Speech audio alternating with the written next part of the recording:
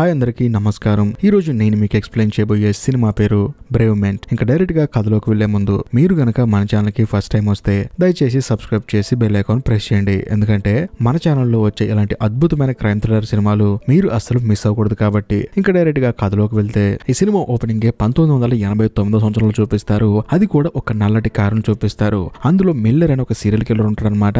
తానేంటంటే ఎవరైనా చిన్నపిల్లలు కనిపిస్తే వాళ్ళని కిడ్నాప్ చేద్దామని చెప్పేసి రోడ్డు మీద కారులో వెళ్తూ ఉంటాడు. కానీ ఎవరు కనిపించరు. అదే సమయంలో ఇంటి బయట ఆడుకుంటున్న మార్టిన్ అనే కుర్రాన్ని చూపిస్తారు. తానేంటంటే ఇంటి బయట ఉయ్యాలు ఆడుకుంటూ ఉంటాడు. ఆ మార్టిన్ వాళ్ళ అమ్మ ఏమో లోపల తన ఫ్రెండ్ తో మాట్లాడుతూ ఉంటుంది. మా అబ్బాయికి ఒక డిసీజ్ వచ్చింది. ఆ డిసీజ్ రావటం వల్ల మా అబ్బాయిని ఎవరన్నా కొట్టినా ఎవరైనా ఏదైనా చేసినా కూడా తనకి నొప్పి అనేది అసలు ఉండదని చెప్పేసి మార్టిన్ వాళ్ళ అమ్మ లోపల తన ఫ్రెండ్ తో చెప్తూ ఉంటుంది. మరోవైపు ఈ కిల్లర్ గడేమో చిన్నపిల్లలు ఎవరైనా రోడ్డు మీద దొరుకుతారని చెప్పేసి కారు వేసుకుని వెతుతూ ఉంటాడు. అదే సమయంలో మార్టిన్ ఆ కిల్లర్ గడికి కనిపిస్తాడు. వెంటనే ఆ కిల్లర్ గడు మార్టిన్ దగ్గరకు వచ్చి నీకోసం నేను ఒక మంచి గిఫ్ట్ తీసుకొచ్చాను, కారులో గిఫ్ట్ ఉంది, నీకు ఇస్తాను వస్తావా అని చెప్పి అంటంతో మార్టిన్ కూడా సరే అని చెప్పేసి ఆ సీరియల్ కిల్లర్ కార్ దగ్గరికి వెళ్తాడు. ఆ తర్వాత మార్టిన్ ని కిడ్నాప్ చేస్తాడు. కట్ చేస్తే కొంత సమయానికి మార్టిన్ వాళ్ళ అమ్మ తన ఫ్రెండ్ తో మాట్లాడుతూ అయ్యో పిల్లాడు బయట ఉన్నాడు మర్చిపోయానని చెప్పేసి తన కొడుకు కోసం బయటకు వచ్చి చూస్తే మార్టిన్ అక్కడ కనిపించాడు. మరోవైపు ఆ సైకో గాడేమో మార్టిన్ ని తీసుకుని కారులో వెళ్తూ ఉంటాడు. ఊరికి దూరంగా ఉన్న ఒక బిల్డింగ్ లోకి తీసుకెళ్తాడు. తీసుకెళ్లిన తర్వాత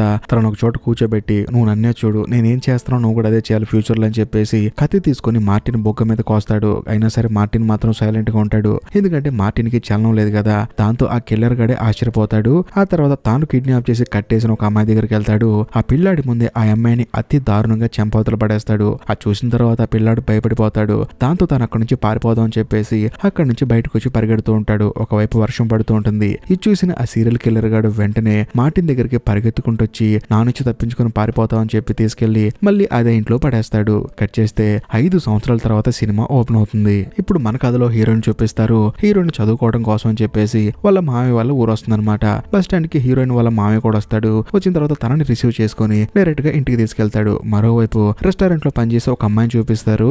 ఆ అమ్మాయి డ్యూటీ అయిపోయిందని చెప్పేసి సరే నేను ఇంటికి వెళ్తానని చెప్పేసి ఆ అమ్మాయి ఉద్యోగం ముగించుకుని బయటకు వస్తుంది. వచ్చిన తర్వాత తన కారుని పార్కింగ్ లో తీస్తున్నప్పుడు సడన్ గా తన కారు వెనకాల ఇంకో కారు వస్తుంది. అది ఎవరిదో కాదు ఆ సైకో గడదనమాట. వాడేంటంటే ఆ అమ్మాయి కారు అడ్డు పెట్టడం వల్ల ఈ అమ్మాయికి కోపం వచ్చేసి ఎవడరా నువ్వు అని చెప్పేసి వెళ్లి సైకో గాడితో గొడవాడుతుంది. కానీ వెంటనే వాడు ఆ అమ్మాయి మొహం మీద కుదరడంతో అక్కడే శ్రోతపై పడిపోతుంది. ఆ అమ్మాయిని కిడ్నాప్ చేసి తీసుకెళ్లి మళ్ళీ తిరిగి ఆ ఇంట్లోని కట్టవతలు పడేస్తాడు. కట్ చేస్తే మరుసటి రోజు మన కథలో హీరోయిన్ చూపిస్తారు. హీరోయిన్ ఉదయాన్నే హెడ్ ఫోన్స్ పెట్టుకుని చక్కగా జాగింగ్ చేస్తూ ఉంటుంది. అలా వెళ్తున్నప్పుడు తనకి పాడుబడ్డ ఇల్లు కనిపిస్తుంది. ఆ ఇల్లు ఎవరిదో కాదు సీరియల్ కిల్లర్ అనమాట. ఆ ఇంట్లో మార్టిన్ కూడా కనిపిస్తాడు. హీరోయిన్ ఆశ్చర్యపోతుంది. ఇంత పాత ఇంట్లో పిల్లడు ఎలా ఉంటున్నాడని చెప్పేసి సర్లే మనకెందుకులే అని చెప్పేసి జాగింగ్ చేసుకుంటూ వెళ్తూ ఉంటుంది. అలా వెళ్తున్నప్పుడు హెడ్ ఫోన్స్ పెట్టుకుని జాగింగ్ చేయడం వల్ల వెనకాల లారీ హారన్ కొడుతున్నా కూడా వినపడదు. లారీ చాలా దగ్గరగా వచ్చిన తర్వాత తనకు వినపడుతుంది. దాంతో తను ఉలికి పడి పక్కకు దూకేస్తుంది. అందుకు గాను హీరోయిన్ కి దెబ్బలు తగులుతాయి. అదే సమయంలో ఆ రోడ్డు మీద కుర్ర ఉంటాడు అనమాట. వచ్చి హీరోయిన్ లేపి మీరేం కంగారు పడకండి, చిన్న చిన్న దెబ్బలు తగిలిని అని చెప్పేసి హీరోయిన్ కి ధైర్యం చెప్తాడు. ఆ తర్వాత హీరోయిన్ గురించి అడుగుతాడు. మీరు బాగా భయపడిపోయినట్టున్నారు, మీ ఇంటి దగ్గర డ్రాప్ చేస్తానని చెప్పేసి హీరోయిన్ తన బండి ఎక్కమంటాడు. హీరోయిన్ మొదట కొంచెం ఆలోచిస్తుంది కానీ సర్లే ఇక్కడ ఎవరు లేరు కదా అని చెప్పేసి తన బండి ఎక్కెళ్తుంది. ఆ తర్వాత ఆ కుర్రాడు హీరోయిన్ తన ఇంటి దగ్గర డ్రాప్ చేసి అక్కడి నుంచి వెళ్ళిపోతాడు. ఆ విషయం కాస్త హీరోయిన్ వాళ్ళ మామయ్య ఉన్నాడు కదా తాను చూస్తాడు అనమాట. వీడియో ఎవడో తనని ఎక్కడ దింపాడు అని చెప్పేసి. మరోవైపు ఆ సైకో గాడి కిడ్నాప్ చేసిన అమ్మాయిని చూపిస్తారు. ఆ అమ్మాయి కాపాడండి కాపాడని అని చెప్పేసి అరుస్తూ ఉంటుంది. ఎవరైనా ఉన్నారని చెప్పి అరుస్తూ ఉంటుంది. అదే సమయానికి అక్కడికి మార్టిన్ వస్తాడు. వచ్చిన తర్వాత దయచేసి నా కాట్లు విప్పు, నేను వెళ్ళిపోతానని చెప్పి అంటూ ఉంటుంది. ఈ మార్టిన్ కూడా ఆ అమ్మాయి దగ్గరికి వెళ్లే లోపు ఆ సైకో గాడు వచ్చి నీకేంటారు ఇక్కడ పని అని చెప్పేసి ఆ మార్టిన్ కి సపరేట్ ఒక రూమ్ చేశాడనమాట. ఆ రూమ్ లోకి మార్టిన్ ని పంపించేస్తాడు. కట్ చేస్తే మరుసటి రోజు హీరోయిన్ ని కాలేజ్ లో డ్రాప్ చేయడానికి వాళ్ళ మామయ్య వస్తాడు. అలా వీళ్ళిద్దరు కారులో వెళ్తున్నప్పుడు హీరోయిన్ డౌట్ వచ్చేస్తుంది. ఆ సైకో గాడి ఇల్లు చూసి ఇదేంటి ఇంత పాత పడిపోయింది, ఈ ఇల్లు ఎవరిదని చెప్పి అడిగితే హీరోయిన్ వాళ్ళ మామయ్య ఏమంటాడంటే నా ఏజ్ అతను షటర్ అని ఒక అతను ఉన్నాడు. బేసికల్ గా అతను ఒక చికెన్ ఫ్యాక్టరీ పెట్టాడు. కాకపోతే అతను చనిపోయిన తర్వాత ఈ చికెన్ ఫ్యాక్టరీ మూతపడిపోయిందని చెప్పి అంటంతో హీరోయిన్ కూడా ఆశ్చర్యపోతుంది. అప్పుడు హీరోయిన్ వాళ్ళ మామయ్య ఏమంటాడంటే నువ్వు రోజు జాగింగ్ చేస్తావు కదా, అప్పుడు దయచేసి డ్రామాకు, ఎందుకంటే ఇది అంత మంచి ప్లేస్ కాదని చెప్పేసి హీరోయిన్ వాళ్ళ మామయ్య తనని కాలేజ్ లో డ్రాప్ చేసి అక్కడి నుంచి వెళ్ళిపోతాడు. కట్ చేస్తే మరోవైపు ఆ రెస్టారెంట్ లో ఒక అమ్మాయిని కిడ్నాప్ చేశాడు కదా సైకో గాడు. ఆ అమ్మాయి దగ్గర చాలా బ్లడ్ ఉంటుంది అనమాట. వెంటనే మార్టిన్ పిలిచి ఆ అమ్మాయి దగ్గర చాలా బ్లడ్ ఉంది, నేను పైకి వెళ్తాను పని చేసుకుంటాను, నువ్వు క్లీన్ చేసి వచ్చాయని చెప్పి అంటంతో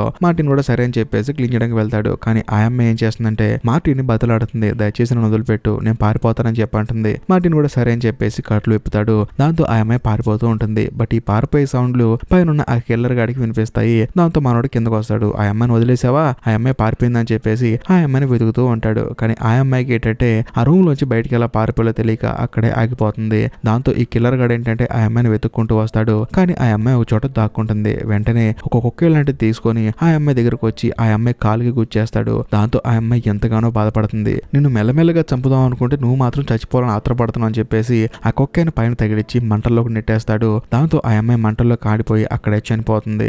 ఆ తర్వాత మార్టిన్ దగ్గరకు వచ్చి నువ్వు ఎందుకు ఇలా చేస్తున్నావు, ఆ అమ్మాయిని ఎందుకు వదిలేసావు, నేను చూడమని చెప్పాను వదలమని చెప్పలేదు కదా అని చెప్పేసి మార్టిన్ గొంతు పట్టుకుంటాడు. కానీ మార్టిన్ కి నొప్పేది కదా. కొంత సమయానికి ఆ కిల్లర్ గాడు పైకి వెళ్తాడు. వెళ్లి చూస్తే ఒక రూమ్ లో ఒక శవం ఉంటుంది. ఆ శవం ఎవరిదో కాదు, ఆ సైకో గోడల నాంది అనమాట. వెంటనే ఆ సైకో గాడు ఏమంటాడంటే నీ వల్ల ఇదంతా జరుగుతుంది, నువ్వు చిన్నప్పుడు నన్ను ఎంతో ఇబ్బంది పెట్టావు, దానివల్ల ఇప్పుడు ఇవన్నీ నేను చేయాల్సి వస్తుంది, దీనికి కూడా నువ్వే కారణం అని చెప్పేసి ఆ సైకో ఏడ్చుకుంటూ కిందకి వెళ్తాడు. కట్ చేస్తే ఆ రోజు సాయంత్రం హీరోయిన్ ఏంటంటే వాళ్ళ మామయ్య వచ్చి పికప్ చేసుకుంటాడని చెప్పి కాలేజీలో వెయిట్ చేస్తూ ఉంటుంది. కానీ వాళ్ళ మామయ్య ఏదో ఒక పని మీద రాలేకపోతాడు అనమాట.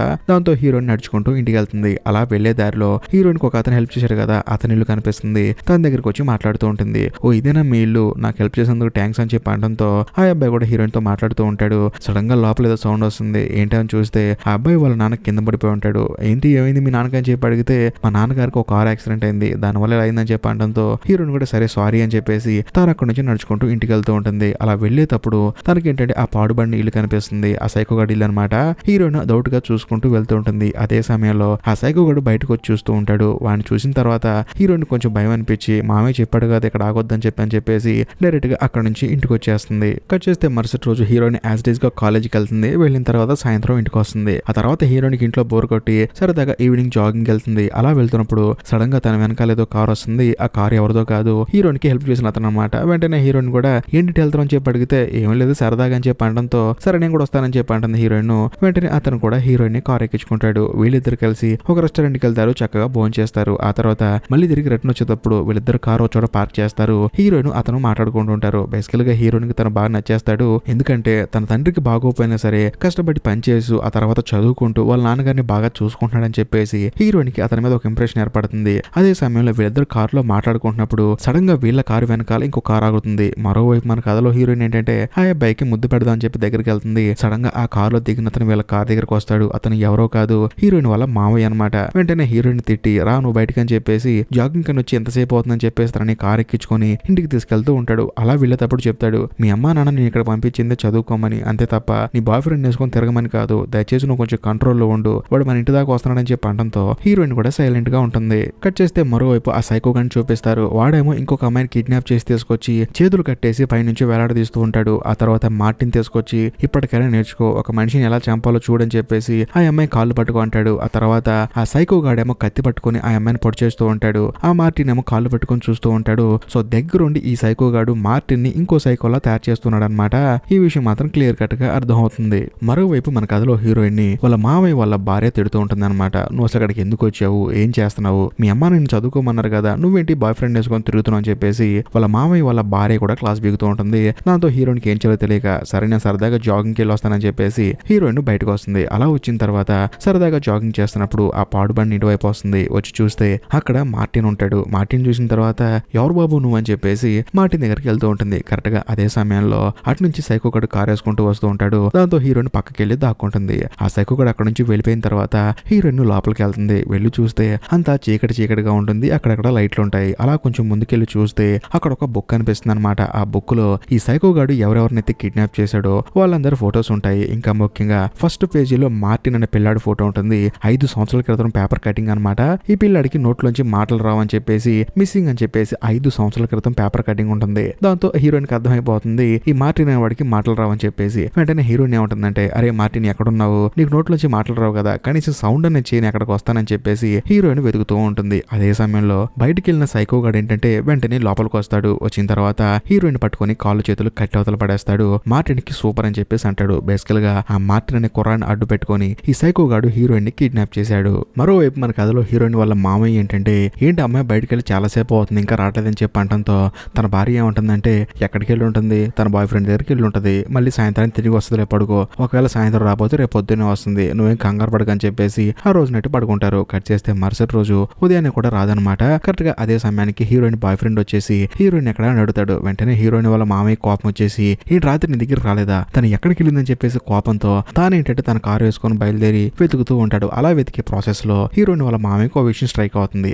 ఈ అమ్మాయి ఎప్పుడు చూసినా ఆ పాడుబడిన ఇల్లు గురించి మాట్లాడుతుంది కదా, ఒకవేళ అక్కడికి వెళ్ళింది అని చెప్పేసి హీరోయిన్ వాళ్ళ మామయ్య ఆ సైకో గాడి ఇంటి దగ్గరికి వెళ్ళి హీరోయిన్ వచ్చిందా అని చెప్పేసి అడుగుతాడు. దాంతో ఆ సైకో గాడు ఏం చేస్తాడంటే ఒక గన్ను తీసుకొని హీరోయిన్ వాళ్ళ మామని కాల్చి అక్కడే చెంపవతలు పడేస్తాడు. ఆ తర్వాత ఆ శవాన్ని లోపల తీసుకెళ్తాడు. మరోవైపు హీరోయిన్ వాళ్ళ బాయ్ ఫ్రెండ్ కూడా హీరోయిన్ కోసం వెతుకుతూ ఉంటాడు. అలా వెతుకుతున్న ప్రాసెస్ లో ఈ సైకో గాడి ఇంటికి తిరుగుగా హీరోయిన్ వాళ్ళ మామయ్య కారు కనిపిస్తుంది. ఆయన ఇక్కడికి వచ్చాడు అని చెప్పేసి ఆ సైకో గాడి ఇంటికి హీరోయిన్ వాళ్ళ బాయ్ ఫ్రెండ్ వస్తాడు. వచ్చిన తర్వాత అంకుల్ మీరు ఇక్కడ ఉన్నారా, నేను కూడా హీరోయిన్ వెతుకుతున్నానని చెప్పేసి లోపలికి వచ్చి అరుస్తూ ఉంటాడు. దాంతో ఈ సైకో గాడికి భయం వేస్తుంది. ఇంకా నేను ఎంతమందిని చంపాలరా అని చెప్పేసి వెంటనే హీరోయిన్ తీసుకెళ్లి ఒక ఫ్రీజర్ రూమ్ ఉంటుందన్నమాట, దాంట్లో హీరోయిన్ ని బంధిస్తాడు. మరోవైపు హీరోయిన్ బాయ్ ఫ్రెండ్ ఏమో అంకుల్ ఎక్కడున్నారని చెప్పేసి లోపలికి వచ్చి అరుస్తూ ఉంటాడు. అదే సమయానికి హీరోయిన్ కనిపిస్తుంది అనమాట. నువ్వు ఎక్కడున్నావా అని చెప్పేసి హీరోయిన్ బాయ్ ఫ్రెండ్ మాట్లాడుతూ ఉంటాడు. హీరోయిన్ కూడా నన్ను కాపాడని చెప్పి అరుస్తూ ఉంటుంది. కానీ సడన్ గా ఆ సైకో గాడు వెనకాల నుంచి వచ్చి హీరోయిన్ బాయ్ ఫ్రెండ్ ని తన కళ్ళ ముందు చెంపవతలు పడేస్తాడు. ఆ తర్వాత ఈ సైకో ఏం చేస్తాడంటే పక్క రూమ్ లో ఒక పొర్ర ఉంటుందన్నమాట, అక్కడికి వెళ్ళి చూడయ్యా నీ వల్ల ఎన్ని హత్యలు చేస్తున్నానో,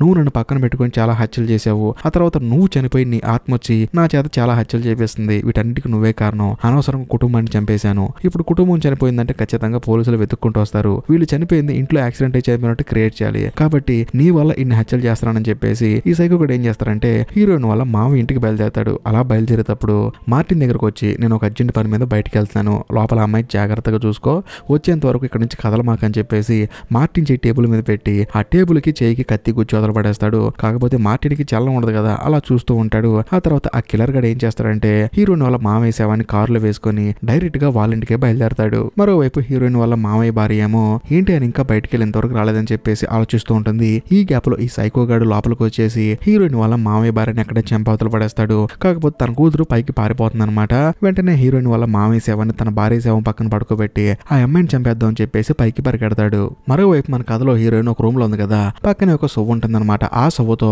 ఆ రూమ్ లాకు ఓపెన్ చేస్తుంది. అక్కడ నుంచి బయటకు వచ్చి చూస్తే మార్టిన్ చేయికి కత్తి గుచ్చుకొని ఉంటుంది. ఆ కత్తి తీసేసి ఏమైందిరా నీకు అని చెప్పేసి హీరోయిన్ మార్టిన్ కి కట్టు కట్టి వాడిని తీసుకొని డైరెక్ట్ గా వాళ్ళ మామయ్య వాళ్ళ ఇంటికి వెళ్తుంది. వెళ్లి చూస్తే అక్కడ వాళ్ళ మామయ్య అత్తయ్య చనిపోయి ఉంటారు. దాంతో హీరోయిన్ కి మైండ్ బ్లాక్ అయిపోతుంది. మరోవైపు ఆ కిల్లర్ గాడేమో హీరోయిన్ వాళ్ళ మామయ్య కూతురుని చంపుతాం అని చెప్పి పైకి వెళ్తారు కదా, అక్కడికి వెళ్ళిన తర్వాత ఆ అమ్మాయి ఏమో దయచేసి నన్ను ఏం చేయొద్దండి, నాకేం పాపం తెలియదని అని చెప్పేసి ఏడుస్తూ ఉంటుంది. దాంతో కిల్లర్ కూడా ఏడుపు వచ్చేసి ఈ హత్యలను చేసింది నేను కాదమ్మా, మా నాన్న ఇలా చేయమంటున్నాడు, దీనికి నాకు ఎటువంటి సంబంధం లేదని చెప్పేసి ఏడుస్తూ ఉంటాడు. కరెక్ట్ గా అదే సమయానికి మన కథలో హీరోయిన్ వెనకాల నుంచి వచ్చి ఆ కిల్లర్ గాడిని పొడి చేస్తుంది. దాంతో ఆ కిల్లర్ గాడు హీరోయిన్ పక్కకు నెట్టేసి అక్కడ నుంచి తప్పించుకొని పారిపోతూ ఉంటాడు. వెంటనే హీరోయిన్ ఏం చేస్తుందంటే వాడి వెనకాల పరిగెత్తుకుంటూ వెళ్తే ఈ అమ్మాయికి సేఫ్టీ ఉండదని చెప్పేసి డైరెక్ట్ గా పోలీసులకు ఫోన్ చేద్దాం అని చెప్పేసి ఫోన్ తీసుకొని డైల్ చేయబోతుంది. కానీ కరెక్ట్ గా అదే సమయానికి కింద మార్టిన్ ఉంది కదా, వాడు ఏంటంటే ఒక కత్తి తీసుకొచ్చి హీరోయిన్ పొడిచి అక్కడే చంపవతలు పడేస్తాడు. దాంతో హీరోయిన్ అక్కడే చనిపోతుంది. ఆ తర్వాత ఆ పాపను కూడా చంపుదాం అని చెప్పేసి మెల్లగా ముందుకెళ్తూ ఉంటాడు.